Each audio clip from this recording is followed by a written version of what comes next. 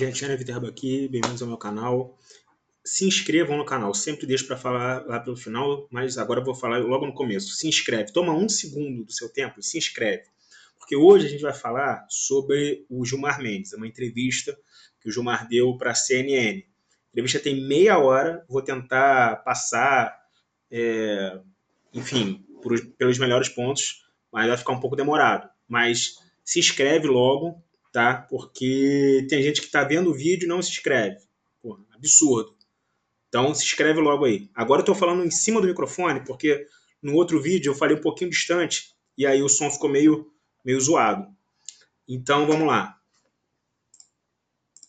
A gente segue aprofundando nesse assunto, porque a gente recebe agora, com exclusividade aqui no CNN 360, o decano, o ministro mais antigo do STF, o ministro Gilmar Mendes.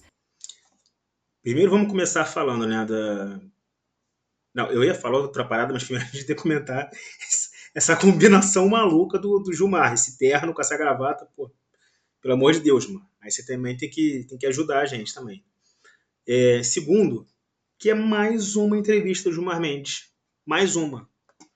Parece que toda semana tem pelo menos umas duas. Nas entrevistas nas quais o Gilmar vai falando de política, ele fala do presidente, fala do Congresso, fala que o Supremo é isso, papapá, defende o Supremo, fala de casos que podem chegar até ele, para ele julgar, fala de questões de normativas que vão ser votadas no Congresso, né? Diz quais são as normativas, as leis, né? Que são boas, leis que são ruins, fala do futuro do país. O Gilmar fala sobre tudo, a verdade é essa. Né? Vamos ver o que ele fala aqui nessa entrevista. Eu já dei uma opinião ou outra no Twitter sobre um ponto específico que ele falou sobre impeachment dos ministros do STF, mas vamos ver a entrevista completa agora. Ministro, muito obrigada por atender o meu convite, E eu vou passando aqui porque meia hora, esse vídeo vai ficar com, no mínimo, uns 50 minutos, né? Então vamos adiantando aqui. Aqui no CNN, o trabalho do Supremo de restringir emendas parlamentares, emendas de bancada, emendas enfim, de partidos. Boa tarde. Boa tarde, Bom, Débora, é um prazer. Calma que agora eu perdi o que ela perguntou. Entre Judiciário, Supremo, Congresso, não são de hoje, não são de ontem, são, né, de décadas, mas gostaria da sua avaliação, o porquê essa pauta neste momento? Existe, por exemplo, alguma correlação com o trabalho do Supremo de restringir emendas parlamentares, emendas de bancada, emendas enfim, de... Entendi. Ela está perguntando para o Gilmar a opinião do Gilmar sobre as motivações das PECs, né, que estão sendo votadas, que são supostamente anti-Supremo. Isso aí, primeira pergunta, o Gilmar já não era para responder, tá? Porque isso aí vai acabar chegando no Supremo Tribunal Federal, vai ser judicializado. Já foi, na verdade, pelo Paulinho da Força e pelo deputado pastor Henrique Vieira, do PSOL. O Paulinho da Força, se não me engano, ele é do Solidariedade. Então já não era para responder essa pergunta, mas vamos lá. Partidos. Boa tarde. Boa tarde, Débora. É um prazer enorme estar aqui com você, com a Heloísa, com o Yura. É claro que é um prazer enorme você estar com eles, porque eles não fazem pergunta difícil nunca. Não esses três que eu nunca vi eles perguntando, mas normalmente na imprensa é só perguntinha mamão com açúcar, aí realmente é uma felicidade, que você não vai ser incomodado nunca. Eu já tô, gente. Eu já tô, assim... Eu não aguento mais essas entrevistas do Gilmar, mas vamos lá. É uma alegria. E vamos tentar fazer uma análise breve sobre isso. O tribunal cumpre uma função contra-majoritária. É uma função contra-majoritária em relação ao parlamento. O parlamento aprova as leis por maioria e essas leis Não, peraí, Gilmar. são submetidas ao Supremo Tribunal. É, uma obviedade aqui, vamos adiantar um pouquinho. O Supremo Tribunal Federal, que tem a obrigação de se posicionar. De se lembrar, por exemplo, das afirmações do presidente de que não cumpriria mais decisões do Supremo Tribunal Federal. Tá falando do Bolsonaro aqui. Bolsonaro falou isso por causa do Alexandre de Moraes. E o acolá, nós temos algum tipo, vamos chamar assim, de contrariedade ou de escaramuça. Vez é o Congresso que reclama do Executivo, das medidas provisórias abusivas, dos decretos abusivos. E aí... Isso é raríssimo, tá, Gilmar? Isso é raríssimo.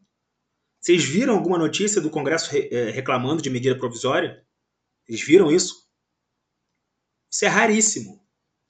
Normalmente é todo mundo, é o Congresso reclamando do STF, o STF abraçando o Executivo e brigando com o Congresso. É isso. O que a gente tem no Brasil hoje em dia é isso, tá?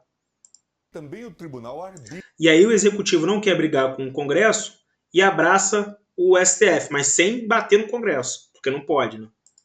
Nesse caso, a favor do Congresso Nacional, dentro desse jogo de checks and balances, do jogo de divisão de poderes. Então, nós temos que entender um pouco esse papel, e nem vou falar aqui sobre o papel que o tribunal cumpriu durante as eleições últimas de 2022, com ameaças de golpe. É melhor não falar mesmo. É melhor não falar mesmo.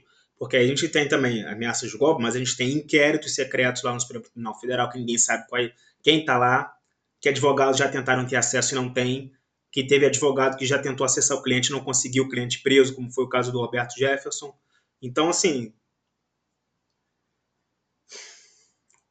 eu estou tentando aqui não me estressar. Mas esse papo de Supremo Tribunal Federal, defensor da democracia, Capitão Planeta, não sei o quê, não dá mais. Não dá mais. Gente, o presidente da OAB já disse que teve advogado que não conseguiu acessar os autos. Com os autos dos inquéritos lá do Supremo, do Alexandre. Achaques que se faziam, e o tribunal se manteve firme, apoiou o TSE naquele momento extremamente difícil. Por isso que eu tenho a convicção de que uma parte deste pacote, assim, chamado, talvez integre um pouco o marco da cena política. Nós estamos com eleições municipais. Por que o ministro do STF vai soltar a expressão em qualquer entrevista de cena política? Já era para parar aqui, né? Se fosse um país... vou entrar nesse discurso que eu não gosto, mas se fosse um país assim com o mínimo de institucionalidade, era para parar aqui a entrevista, porque ministro da Suprema Corte não fala sobre cena política. Nós temos eleições desenhadas agora para mesa da Câmara e mesa do Senado, e temos também as tensões a propósito do inquérito do golpe. Então temos que considerar tudo isso e dialogar. Ministro, deixa eu deixar meu agradecimento. Não falou nada, não sei se vocês perceberam, tá? Mas isso aqui não foi resposta nenhuma, foi vento, isso aqui, falou qualquer coisa. Também pela disponibilidade do senhor de estar conosco aqui ao vivo. O senhor mencionou essa necessidade de diálogo do Supremo Tribunal Federal, estou entendendo, com essas outras instâncias daí do poder. Mas muita gente aponta ali que a falta de compreensão ou algumas críticas indevidas por parte de setores da sociedade em relação a este papel do STF. Como que o Supremo, como que a Corte deveria agir, se é que deveria agir, para deixar mais claro esse papel que o senhor colocou agora, dessa atuação que teve fundamental nas eleições de 2022, de ser de fato um poder contra-majoritário, de ser da natureza... Que pergunta é essa, meu filho? Que pergunta é essa? É assim, ministro, você pode explicar as coisas que você fez de bom para a população que é burra e não entende, e aí não gosta do Supremo? Você pode explicar, por favor, porque nós temos 200 milhões de idiotas que não entendem como o Supremo é o defensor supremo da democracia? O senhor poderia fazer esse favor para a gente? Do judiciário, se proteger as minorias e não necessariamente seguir as maiorias. Isso precisa ser entendido. Ah lá, aí não, claro, eu vou explicar aqui para vocês e tal. E aí vai entrar. Olha o tipo de... Aí, gente, meu cérebro chega a dar curto, porque é claro que o Gilmar vai gostar desse tipo de entrevista. Não tem perigo, não tem pressão. O tribunal talvez tenha que comunicar isto, não sei qual seria a melhor forma. Certamente nós precisamos do apoio de vocês, da mídia. Ah, então, para comunicar as, as atitudes, né, as benesses do tribunal para a democracia, a gente precisa de quem? Da mídia. E aí a gente vai fazer o seguinte: então a gente vai te entrevistar aqui, ministro, vai fazer essa entrevistazinha aqui, que é um press release, né? É uma notinha aqui do Supremo Tribunal Federal em vídeo, e aí a gente te ajuda nesse aspecto, pode ser? Esse sentido, lembrando tudo que o tribunal faz. O tribunal Vamos lembrar. Vamos lembrar tudo que o tribunal faz. Vamos lembrar dos inquéritos? Vamos lembrar que teve morador de rua preso? Vamos lembrar dessa parte? fica numa posição extremamente curiosa, porque aqueles que são beneficiados diretamente pelas decisões do tribunal, que acho que é a maioria da população. Gilmar, que maioria que foi beneficiada pelas decisões do Supremo Tribunal Federal? Até outro dia aí, tinha uma decisão de multar em R$ 50.000 qualquer brasileiro que usasse o Twitter. Que maioria é essa de beneficiários de decisões do Supremo Tribunal Federal? Hein? A gente tem lá o inquérito das fake news, que qualquer um pode ser incluído nesse inquérito. Qualquer um. A gente não tem controle porque ele é secreto, o ministro não deixa os advogados verem todos os apensos. É a dificuldade dos advogados acessarem, os advogados dos suspeitos. Que beneficiários são esses? Os únicos que eu lembro aqui é o Joesley Batista, o Wesley Batista. Essa é a galera aí que teve multa anulada pelo Supremo Tribunal Federal de não sei quantos bilhões. Essa galera, de fato, é beneficiada. Cara, gente, basta ler uma pesquisa de opinião sobre o Supremo Tribunal Federal e vocês vão ver lá que as pessoas não gostam do trabalho do Supremo Tribunal Federal. E e daí, gente, não é que não tem, então tem que fechar a corte, não sei o que, não. Tem alguns ministros que estão lá que não deveriam estar. Tem ministro, por exemplo, que fica dando entrevista toda hora para a imprensa, adiantando o voto, dando opinião política. Esse tipo de ministro não deveria estar lá, gente. Porque é corte constitucional. Se fosse corte de política, alguma coisa assim, aí beleza, aí bota esses ministros. Mas como não é para esses ministros estar lá. Mas... Então, eles não saem às ruas para fazerem barulho, mas há uma minoria barulhenta que sempre está xingando o Supremo. Se vocês pegarem as pesquisas de opinião sobre o Supremo, vocês vão ver que teve uma pesquisa, se não me engano, foi de 2022 ou 2023, que disse que grande parte, a maioria da população brasileira acreditava que ela estava vivendo sob uma ditadura do judiciário. Tá? Foram, dentro dessa análise, milhões de pessoas, né, fazendo a proporção. Então não tem minoria aqui, não tem minoria barulhenta não, ministro. É a maioria que acha isso, não é minoria não. O Supremo vira a genia, a culpa é do Supremo. Recentemente eu tive um encontro em São Paulo, muito agradável, um jantar com empresários. E eles falaram... Gente, que é isso? Como é que ele solta essa? Não, eu tive um encontro com empresários, o ministro do Supremo Tribunal Federal. Não é possível que os jornalistas não vão perguntar sobre esse encontro, não vão perguntar o que foi tratado, não vão perguntar quem são os empresários, não vão perguntar se foi sobre processo. Será que eles não vão perguntar nada? Não é possível. Aí é bagunça. Algo que você acabou de falar, Yuri, sobre o excesso de intervencionismo do Supremo na vida do país. E aí eu disse, nós não temos uma banca captando causas. Nós chamamos, na verdade, a atenção para violações à Constituição a partir de provocações que nos vêm. Gente, isso aqui é papo de estudante de direito. Não, o Supremo só se manifesta quando alguém entra lá no Supremo, quando alguém leva o caso ao Supremo, pelo amor de Deus. Pelo amor de Deus. Se tem ministro que liga para deputado, cobrando os deputados sobre votação, é claro, gente, joga no Google, meu Deus do céu, joga no Google, tem várias matérias dizendo que quando o governo perde votação no Congresso, ele quer judicializar a questão porque ele sabe que ele vai ganhar no Supremo Tribunal Federal, com uma liminar de algum ministro, que ele indicou, algum ministro que participa de reuniões do governo federal. E aí eu não vou citar nomes aqui, mas vocês podem aí também jogar no Google, tá? Então esse papo, gente, de que não, se o Supremo só age quando provocado. O Supremo sabe que vai ser provocado, sabe que vai ser provocado, tá? Isso quando não tem ali combinação do governo, de algumas pessoas do governo, que já avisam ao Supremo Tribunal Federal que, ó, vamos te provocar aí, hein? Fica ligado. De setores legitimados da política ou da sociedade. Mas lá pelas tantas alguém disse, mas por que o Supremo não resolveu o problema das bets?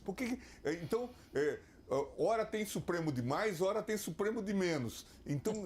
Não, sempre tem Supremo de mais. Quem diz Supremo de menos é um imbecil.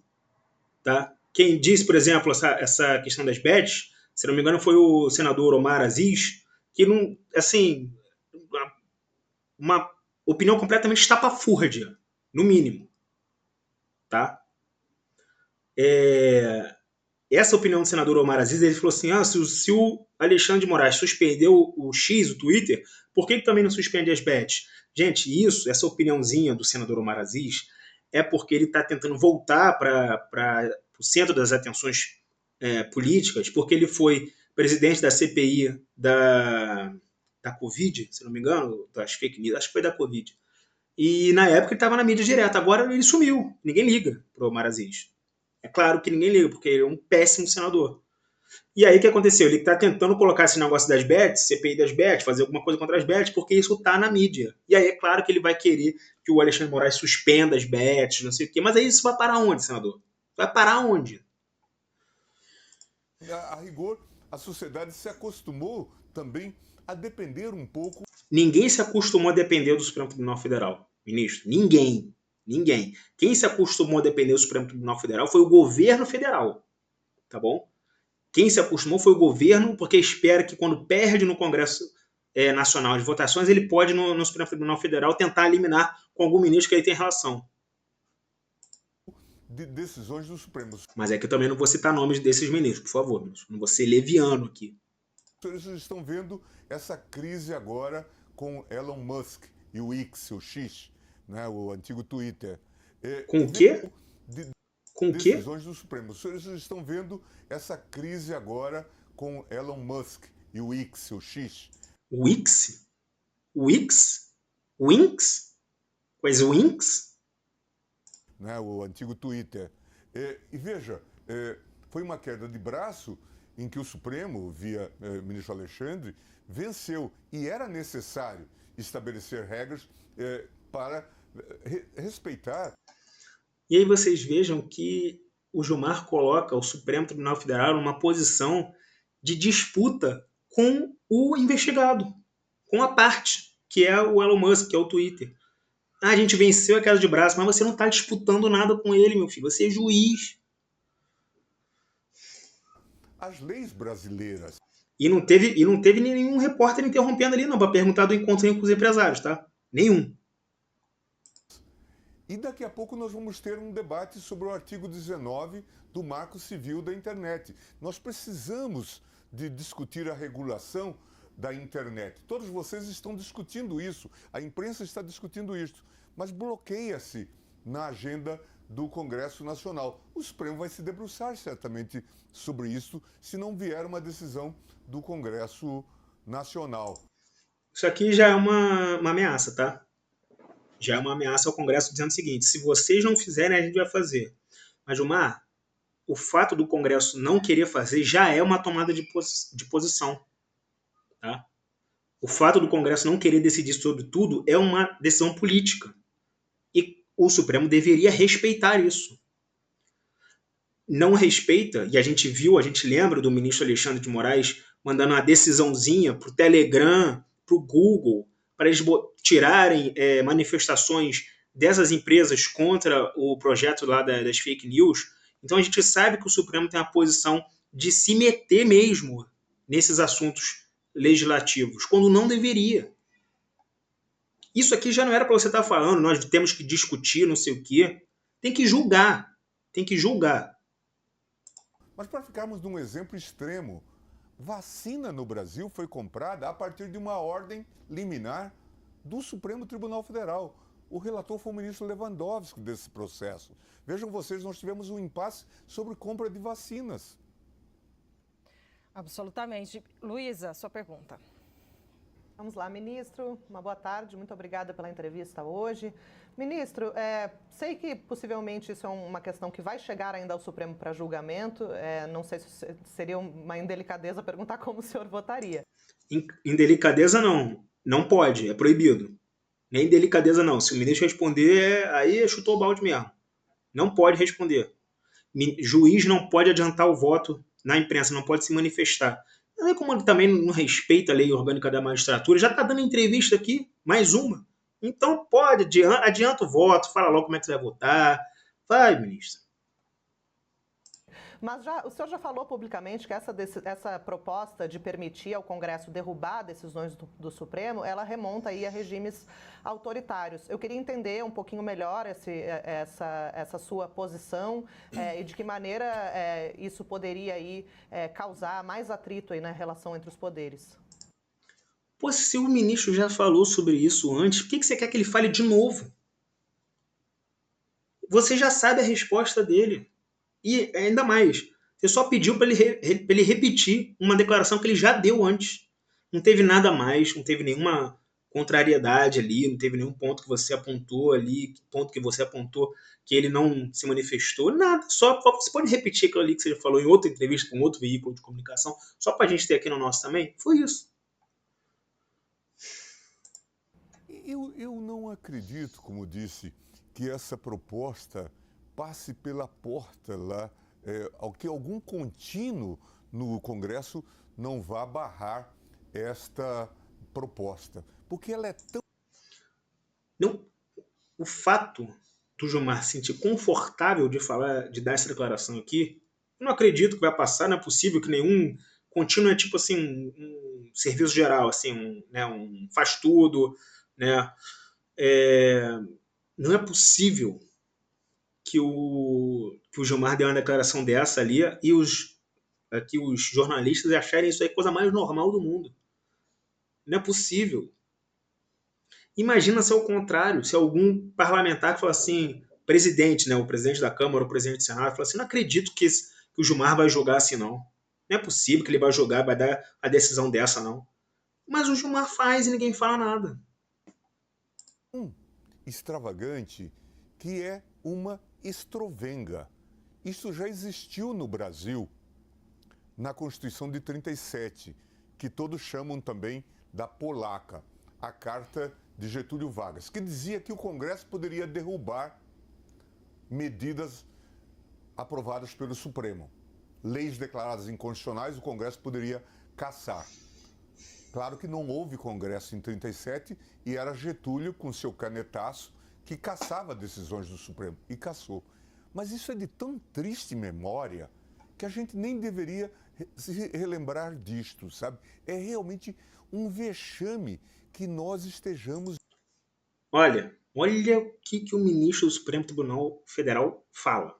Que é um vexame o Congresso estar votando a Lei X ou a PEC Y. Diz que é um vexame. Imagina se o presidente do Congresso fala isso do Supremo. Não fala porque é inexistente, né? O Rodrigo Pacheco é um assessor, praticamente, né, do Supremo Tribunal Federal. Concorda com tudo, não faz nada, baixa a cabeça, né? Só falta isso. Só falta alguém ligar lá e ele atendeu. Bom dia, gabinete do doutor Alexandre Moraes.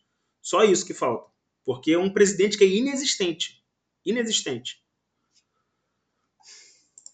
Discutindo isto num país democrático. Na verdade, ministro, é uma vergonha a gente ter um ministro do Supremo Tribunal Federal que se sente livre de dizer o que o Congresso deve votar ou não. Se você acha isso inconstitucional, espera chegar lá no Supremo e você vota inconstitucional. Agora não é para você ir para a mídia dizendo tem que votar isso, tem que votar aquilo, isso aqui é uma vergonha ser votado. Você não tem que fazer isso. Você nem deveria fazer isso. Você não pode fazer isso, mas você faz. E institucionalidade no Brasil que se vire. Eu soube, por exemplo, que o Partido Solidariedade entrou com mandado de segurança no Supremo contra essa medida.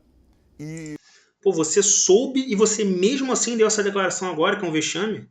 você vai se julgar, então, suspeito, pedido, né? Não vai julgar o processo, né? Já que você já adiantou aqui o seu voto, né? Se de fato essa matéria entrou no Supremo, certamente será apreciada. Mas eu não acredito, eu ouvi uma declaração do presidente Pacheco dizendo que não daria curso a uma proposta como essa. Porque qualquer um que tenha passado pelo primário jurídico teria constrangimento de subscrever uma proposta tão desacisada como essa. Você fala isso, primário, do não sei o quê, papapá, mas você, olha aí, olha a cena que nós estamos vendo.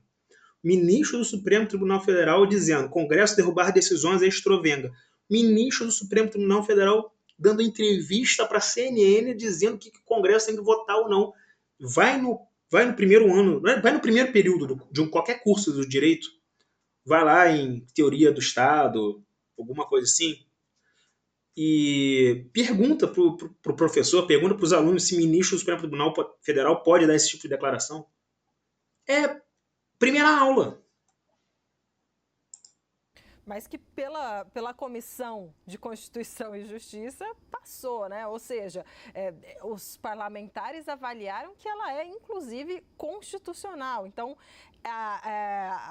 essa perspectiva de que no plenário, né, das duas casas ela possa ser contida, mas o primeiro passo foi dado. E seguindo, porque na verdade a gente está falando de um pacote, né, ministro? Tem outros temas também que eu acho que são importantes da gente trazer para cá para debater um pouco, te ouvir, como, por exemplo, a questão da limitação das decisões monocráticas. Essa é outra PEC. A gente estava falando de uma PEC que era para assustar as decisões, que o Congresso poderia assustar as decisões do STF. Agora está falando de uma outra PEC que é para limitar as decisões monocráticas dos ministros. Dos ministros do Supremo. A gente sabe que houve uma alteração no regimento e que isso, de certa forma, está solucionado, né?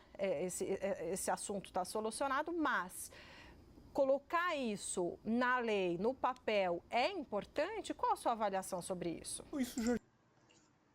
Cara, não é possível que esse tipo de pergunta vai ser feito. Não é possível. Essa pergunta não é nada, gente. Ministro, é importante que a gente tenha essa lei que você já entende que existe? Porque ela já deu a resposta. Ela já falou, olha, já teve uma alteração no regimento do Supremo, que aqui ela não entende, o jornalista não tem noção que o regimento do Supremo Tribunal tem força de lei. Então já está valendo como força de lei, tá? Mas, assim, a resposta do ministro vai ser qualquer coisa, porque isso aí não foi a pergunta. Está em normas do próprio Supremo Tribunal Federal. A rigor, nas próprias leis que tratam da ação direta de inconstitucionalidade e da ADPF, já se prevê que só se concede liminar com 6 votos.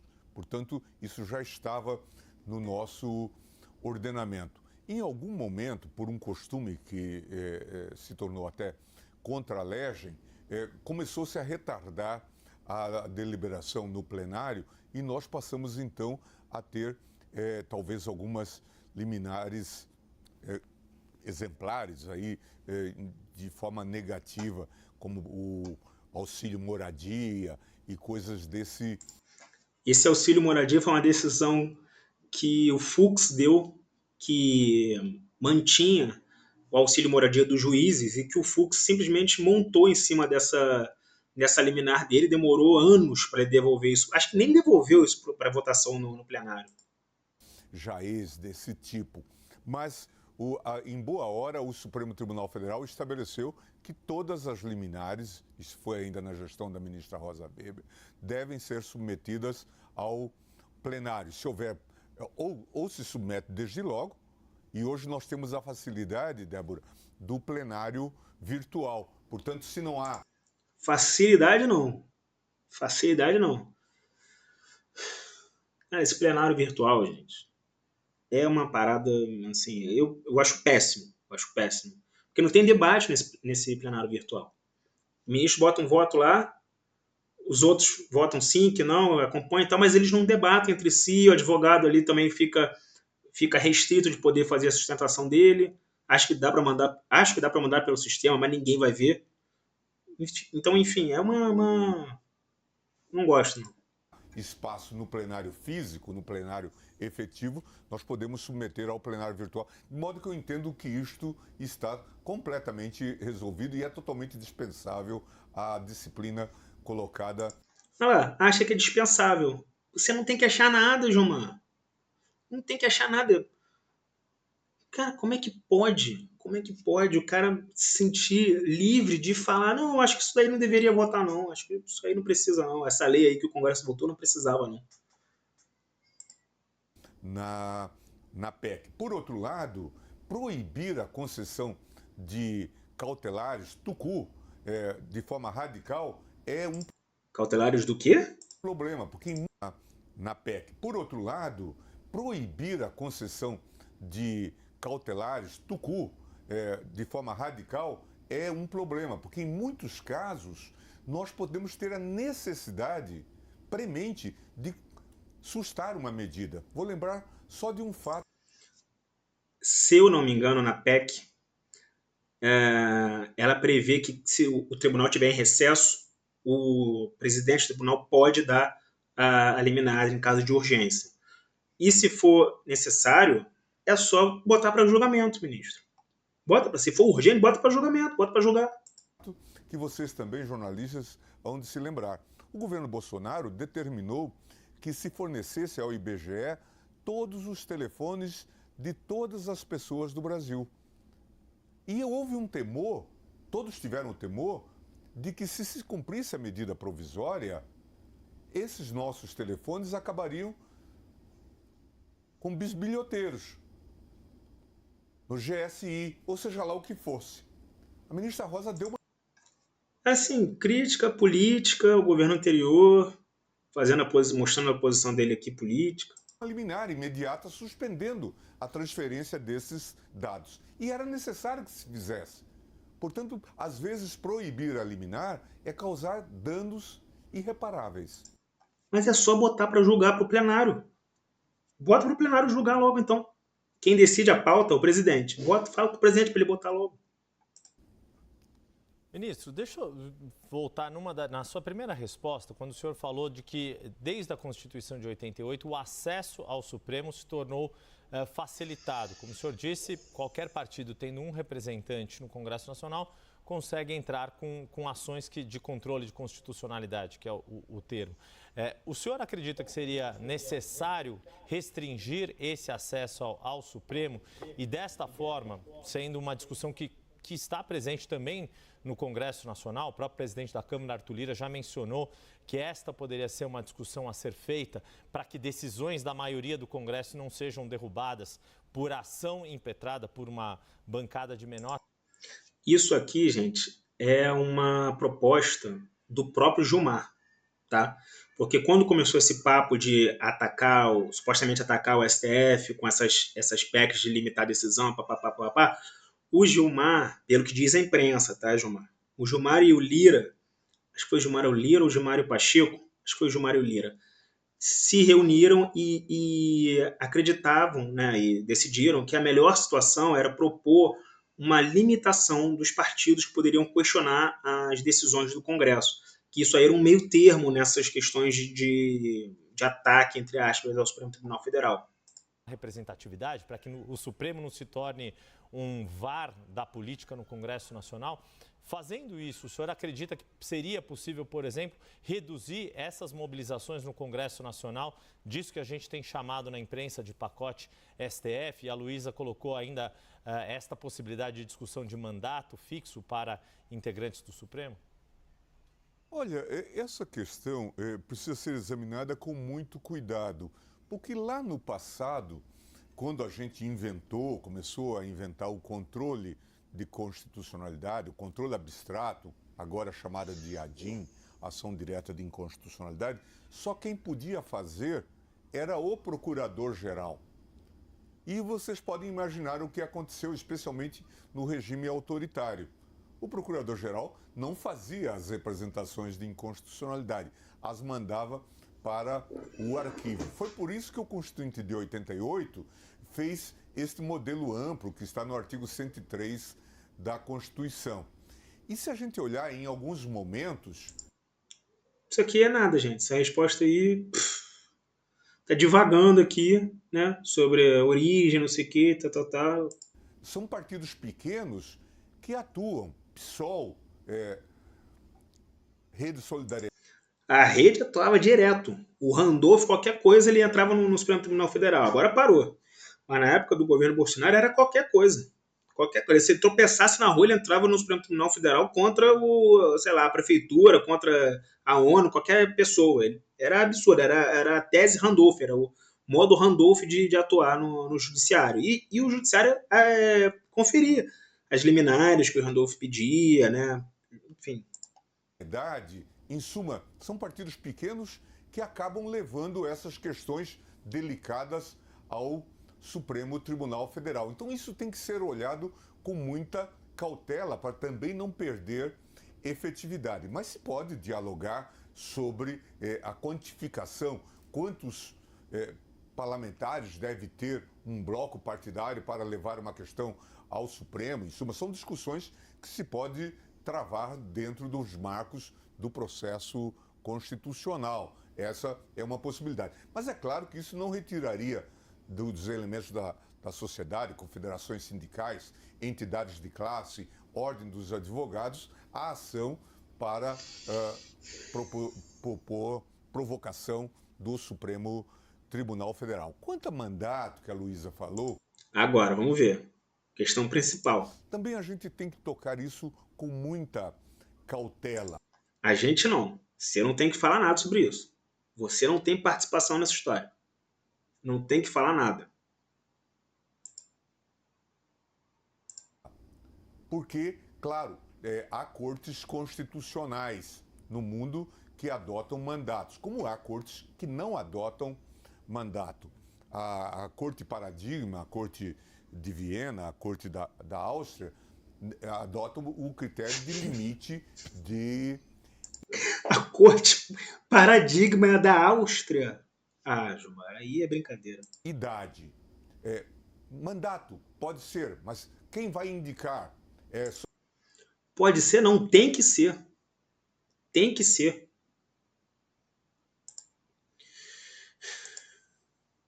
O presidente da República ou Câmara e Senado? Quais serão os critérios? Hoje, o presidente da República... Quem decide isso vai ser o Congresso. O Congresso vai se debruçar sobre isso, vai discutir, vai chegar na conclusão, vai fazer a PEC. Pronto, acabou. Não tem que ter ministro da STF opinando, palpitando isso aqui, não. República, Câmara e Senado participam da indicação de membros do TCU.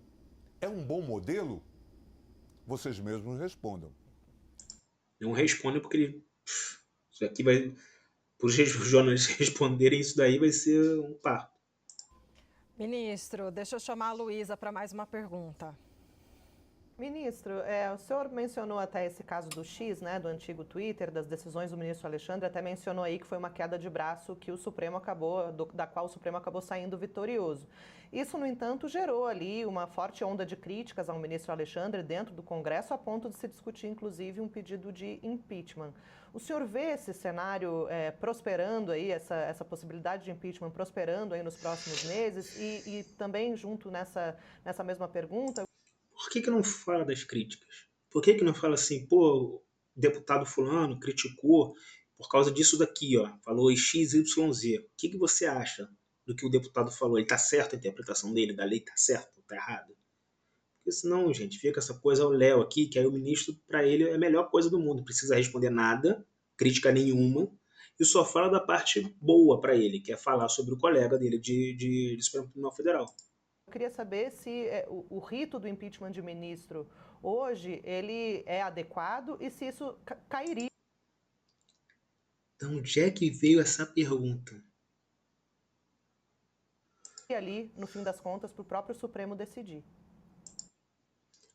Isso só vai se alguém provocar, né, o Supremo. Agora, quem estaria legitimado a um processo de impeachment de um ministro do Supremo Tribunal Federal a provocar o Supremo? Quem é o atingido? Quem é a parte? É o ministro do Supremo Tribunal Federal, né?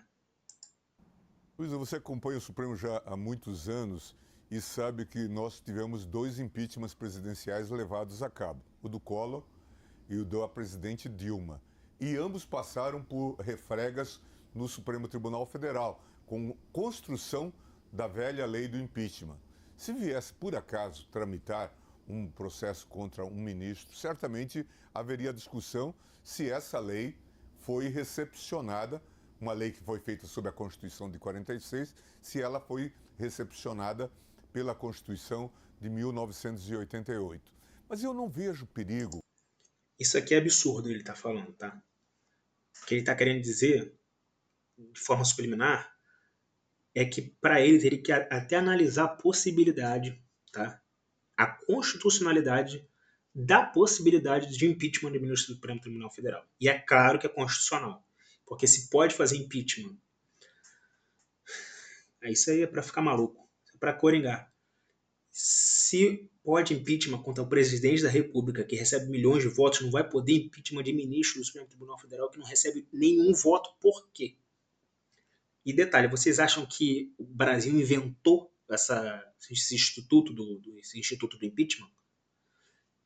O Brasil tirou isso dos Estados Unidos. E lá já teve processo de impeachment aberto contra ministro da Suprema Corte deles.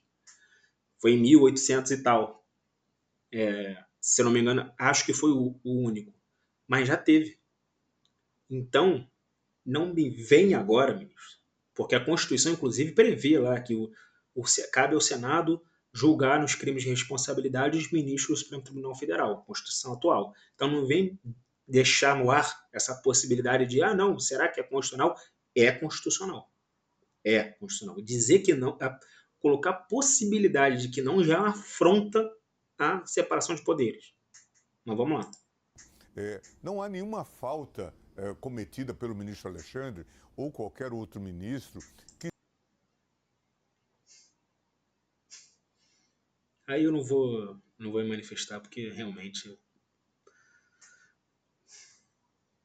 justifique um impeachment ou sequer a abertura de um procedimento de... É para ficar maluco. Mas isso aqui daria um vídeo só disso aqui, então eu não vou entrar nesse mérito, não. Impeachment no Senado. O que existe é um... Detalhe que já adiantou o voto dele também, né? Porque se alguém... Já tem pedido de impeachment contra o ministro Alexandre de Moraes. Já tem.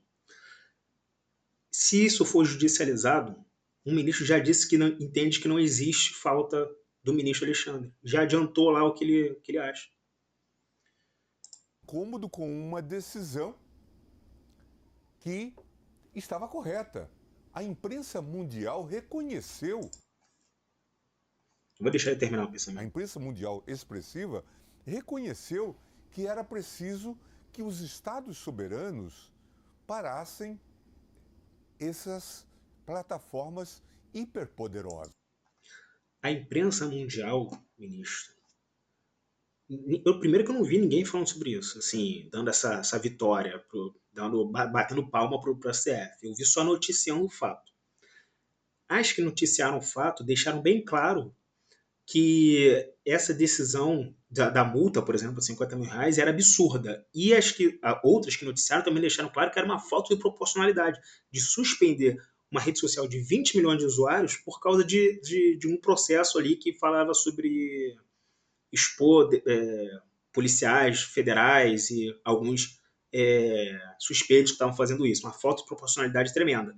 Então não vem aqui dizer que a imprensa bateu palma, não sei o que lá. Não bateu. Em Portugal, por exemplo, o partido da Iniciativa Liberal postava, a Iniciativa Liberal é a terceira maior força de direita em Portugal. É o PSD, o Chega e a Iniciativa Liberal. E era semana sim, semana também, durante esse tempo do X, a Iniciativa Liberal criticando o ministro, partido político de Portugal. Não vem aqui, o ministro está lá em Portugal direto, né? Então não vem aqui falar que você não sabe disso, né? Que você não viu. Né? Foi isso que ocorreu. Isto é um dado positivo da vitalidade da democracia brasileira e não o contrário. Que dado positivo, ministro? A gente estava sujeito a multa aí de R$50 mil. Que dado positivo é esse? Você tem R$50 mil para pagar a multa, eu não tenho, pô.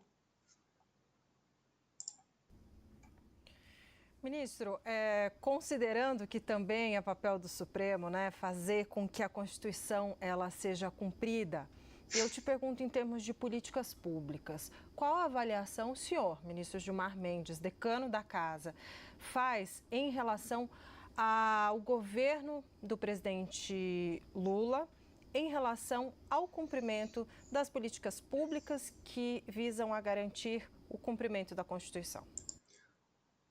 Caraca, é a pergunta mais absurda feita até agora. É a pergunta mais absurda. É falar assim, ministro, fale sobre política. Ministro do Supremo Tribunal Federal, fale sobre o governo federal. Elogie ou critique o governo federal, por favor. É a pergunta mais absurda que foi feita até agora. E o ministro, claro, vai responder. Eu tenho a impressão de que há um grande esforço nesse sentido. Eu mesmo liderei agora, junto com o ministro Barroso, um debate sobre a questão dos medicamentos não incorporados, tentando diminuir a judicialização. E tivemos uma grande cooperação do Ministério da Saúde, do advogado-geral da União, Jorge Messias, dos governadores de estado que reclamam muito desses embates. Quem que paga medido a cooperação dessas pessoas. O Brasil é imenso. A Constituição, a habitação, a urbanização. Do ex-presidente Jair Bolsonaro, a possibilidade de alguns governadores que fazem oposição ao presidente Lula se colocarem como candidatos. O senhor projeta uma eleição geral de 2026, eleições? Por que o ministro vai responder? A outra pergunta já era absurda, mas agora superou. Ministro, fala sobre eleições. Olha as perguntas que o ministro do Supremo Tribunal Federal está respondendo como se fosse a coisa mais normal do mundo. Gerais de 2026 tão difíceis e tensas quanto as que foram como as que foram as de 2022 ou não? O fato do atual governo ser... E assim, pergunta mais genérica impossível, né? Ministro, você acha que as próximas eleições vão ser difíceis? Não deu ali um exemplo, um dado concreto, responda sobre isso, sobre aquilo, nada. Assim, ministro, fala sobre as próximas eleições. Ter uma melhor relação com o Judiciário, com o Supremo Tribunal Federal, fará com que o próximo processo eleitoral, seja quem for o candidato que represente o governo, o próprio presidente Lula ou alguém indicado por ele, fará com que seja um processo eleitoral mais tranquilo do que foi 2026? E eu tenho absoluta confiança, Yuri, que vai ser um processo muito mais tranquilo. Nós vivemos uma situação muito excepcional em 2000, de algo que ele não sabia, ele não conhecia nada daquilo, passou um vexame, envolveu as Forças Armadas num imenso vexame, criando constrangimento, coagindo o TSE. Nunca houve isso na história. Eu fui 2 vezes presidente do TSE, sempre... Houve sim, ministro. Sabe por quê? Porque o TSE já foi fechado, tá? Pelo Getúlio Vargas, por exemplo. Tivemos uma relação de cooperação com as Forças Armadas. As Forças Armadas, inclusive, estão na origem das urnas eletrônicas, ITA e IME. Portanto, eles não precisavam ter passado esse vexame histórico. Falando aqui de política, gente. Isso aqui é o ministro Gilmar Mendes falando sobre política livremente. Que passaram, constrangeram o TSE, certamente por orientação ou respaldo do governo naquele momento. Certamente isso não vai ocorrer. Nenhum candidato hoje colocado, os nomes que são aí mencionados, faria isso, nem da parte do governo Lula. Falando sobre política, gente, eu vou aqui falar sobre política, vou criticar aqui o Bolsonaro, é isso. Nem da parte dos atuais governadores. Nós temos diálogos muito profícuos com Tarcísio. Tarcísio, tem aí. De que diálogos são esses que você está tendo, hein, Tarcísio? Com Caiado. Conversamos com candidatos da situação e da oposição, potenciais candidatos. Olha lá, converso com políticos para... Por que você está conversando com esse tanto de político? Cadê essas conversas? A gente pode saber dessas conversas? Quais são? com muita facilidade. Veja como correram as eleições agora, as eleições municipais. Alguém falou de urna eletrônica? Veja, nós tivemos uma disputa seríssima em São Paulo. Alguém colocou em dúvida a seriedade das urnas eletrônicas? E veja, às 9 horas da noite a gente já estava dando entrevista com todos os votos contabilizados, já anunciando o segundo turno. Este é um padrão de civilização no Brasil e eu espero que seja assim em 2026. Luísa. Ministro, vou mais uma vez fazer uma pergunta 2 em 1. Eu queria saber do senhor se o senhor vê a expectativa de finalização do inquérito das fake news. Isso aqui é brincadeira. Sempre. Sempre. Pergunta para todos os ministros. Sempre a mesma coisa. Não, até final dessa semana que vem está encerrado. Desde 2019. Não, daqui a pouco encerra. Que foi aberto em 2019, está aí ativo até hoje. Claro que os fatos foram acontecendo e foi preciso manter. Foi preciso por quê? Cadê os fatos? Quais fatos? Cadê? Pelo aberto, mas queria saber se o senhor vê aí, prospecta alguma data aí para o fim desse inquérito e também a sua avaliação. E por que ele vai prospectar isso, minha filha? O cara não é relator do inquérito. Como é que ele vai saber? Ele leu o inquérito? Que pergunta é essa, gente? Pelo amor de Deus. Sobre a possibilidade de conceder anistia aos envolvidos nos atos. De novo vai falar sobre uma proposta que está no Congresso. De novo. De 8 de janeiro de 2023. Eu tenho expectativa que a Procuradoria, passadas as eleições, comece a se manifestar, oferecendo denúncias, pedindo arquivamentos, e assim os inquéritos vão se encerrando de um jeito, com arquivamento, ou de outro, com... Respondeu aqui, não falou nada com nada. Não teria como ele responder de uma maneira assertiva, porque ele não é o relator. As denúncias formuladas transformando-se em processo e, a partir daí, então, haverá essa possibilidade de nós processarmos aqueles que são responsáveis e retirarmos, inclusive, essa personalização do inquérito, que é visto como se fosse algo arbitrário, não é nada disto. Não, que isso. Só é secreto, só os advogados foram impedidos de acessar, mas imagina, não é nada. Gente, por favor, vamos ser levianos aqui e chamar um inquérito secreto que está desde 2019, estamos em 2024, de arbitrário, pelo amor de Deus. Não é porque pode inserir qualquer um nesse inquérito que a gente não tem controle nenhum sobre o que é feito lá, que vai ser arbitrário, gente. Por favor, vocês estão sendo assim, muito levianos, muito radicais. Por parte do ministro Alexandre. E não vejo também condições nem políticas nem jurídicas de se cogitar de anistia diante desse... Você não tem que ver nada, Gilmar. Sobre anistia, você não tem que ver nada. Você tem que ver se é constitucional ou se é inconstitucional. Agora, sobre condições políticas, você não tem que falar absolutamente nada. Esses fatos tão graves que ocorreram. Aqui, de novo, mais uma anormalidade que a gente tem que apontar. Porque os fatos no Brasil, Luísa e Débora, eles vão se sobrepondo e a gente vai se esquecendo. É muito curioso que depois das eleições nós tivéssemos aqueles acampamentos em frente a quartéis. Não se faz acampamento em quartel como não se faz acampamento em frente de hospital, por razões diversas. Mas não se faz acampamento em frente. É bom que a gente diga isso. Isso é errado. Primeiro que você não responde a pergunta. Segundo que não tem sentido essa resposta, você fala isso. Porque a pergunta foi sobre anistia.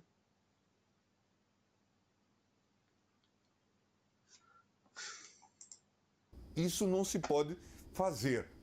E foram aqueles acampados que depois fizeram aquele vilipêndio no Supremo, no Palácio do Planalto e no Congresso Nacional. É disso que se cuida, a tal festa da Selma, em que usaram as redes sociais para combinar essa invasão. É preciso que se tenha a noção da gravidade do que foi perpetrado. A gente tem que lembrar também que as denúncias desses envolvidos aqui foram quase na totalidade denúncias genéricas, denúncias que não individualizavam a conduta, né? São denúncias genéricas, idênticas, com as mesmas testemunhas, que depois foram até retiradas, se não me engano, uma ou duas testemunhas, porque eram policiais militares do Distrito Federal, que depois foram esses policiais investigados também pelo Supremo Tribunal Federal por omissão. Então, assim, é bom a gente lembrar também esse tipo de gravidade, né? Porque você já consegue imaginar um país democrático que tenha centenas de denúncias iguais contra réus diferentes, sem individualizar a conduta de ninguém? E não é assim, aquela tese esdrúxula do crime de multidão. É nenhuma conduta. Tanto a tese é esdrúxula que teve morador de rua preso. E a gente já falei aqui mais uma vez, teve morador de rua que foi preso dentro dessa galera. O primeiro passou 11 meses preso por causa dessa tese aí que o ministro está falando que foi super normal, né? A gente combateu, não sei o quê. Porque não é um ministro que ficou preso, né? 11 meses, aí é tranquilo falar. Ministro, muito rapidamente para a gente encerrar, que eu sei que a gente combinou aqui um horário certinho por causa da sua agenda, mas bem rapidinho para encerrar, o senhor chegou a citar, né, uma declaração pública do presidente do Senado, Rodrigo Pacheco, de que não daria encaminhamento a certos assuntos aí dessa pauta anti-STF, né, desse pacote anti-STF, e nós apuramos até uma apuração da própria Luísa Martins, de que o presidente da Câmara, Arthur Lira, também teria sinalizado à ministra do Supremo de que não teria a intenção... Pô, agora, para perguntar, foi você que articulou com Lira? Por que você tá? Por que os ministros? Por que tem ministro envolvido nessa articulação? Por que tem ministro do STF falando com o presidente da Câmara sobre proposta legislativa? Por quê? É papel do ministro fazer isso? Agora era para você perguntar isso, mas já não vai perguntar uma outra parada completamente genérica e tomar isso aí como normal. De também pautar esse tema. Passou na CCJ, mas até chegar em plenário é um longo caminho. Mas o fato é, o senhor lembrou que enfim, no começo do ano que vem, tem eleições para a mesa diretora, para a mesa da Câmara, né, para a presidência da Câmara, do Senado, e nós apuramos, inclusive, que parte dos parlamentares querem que os presidentes, os candidatos, se comprometam com essas pautas, não só a pauta de anistia, por exemplo, da qual o senhor falava, mas também essa pauta do pacote, pelo menos para pautar. Isso preocupa, ministro?